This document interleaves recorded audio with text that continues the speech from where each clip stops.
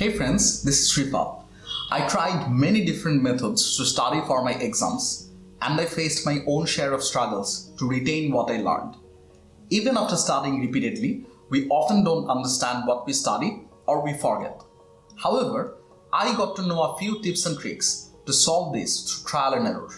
In this video, I will tell you a very useful technique which will help you to not forget or remember what you study and gain a clear understanding of a topic. We all love to highlight and summarize from our textbooks and lecture sheets. Making notes is something we feel productive to do, but at the same time, it's easy to do. And as it is not challenging enough, it is also not that much useful. Research shows the best way to learn something is by testing yourself on the concept, and active recall is the best way to do it. What is active recall? Active recall is basically recalling stuffs from your brain. It is a common misconception that you have to put stuffs into your brain and that's how you remember. But in reality, the more you recall stuffs from your brain, the more you actively remember, and thus your brain is well exercised and ready for delivery of that concept when you need it the most. In active recall, rather than making summary notes from a chapter, what you do is you break each concept down into many little questions. Later, you can go through all these questions and test yourself. If you are struggling with any question, you can always get back to the text and check the answer.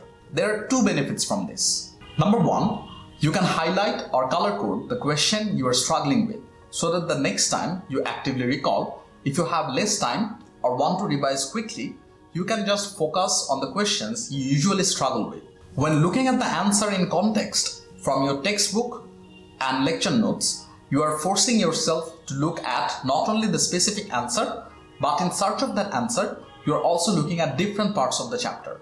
As textbooks and lecture notes are usually designed well, you end up learning more than the answer you are looking for and gain even a clearer understanding of the concept rather than just looking at the answer. If you have to keep a note of the answer of the question, you can also do that simply by using an Excel or Google Sheet. You can put the questions in one column and the answers in the next column.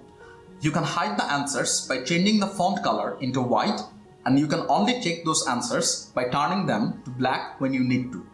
However, how I love to do active recall is by using Notion.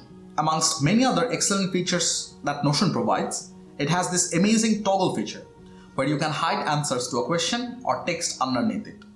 It's quite a helpful tool for active recall and preparing active recall questions. Notion is my most favorite app for this feature and for many other reasons.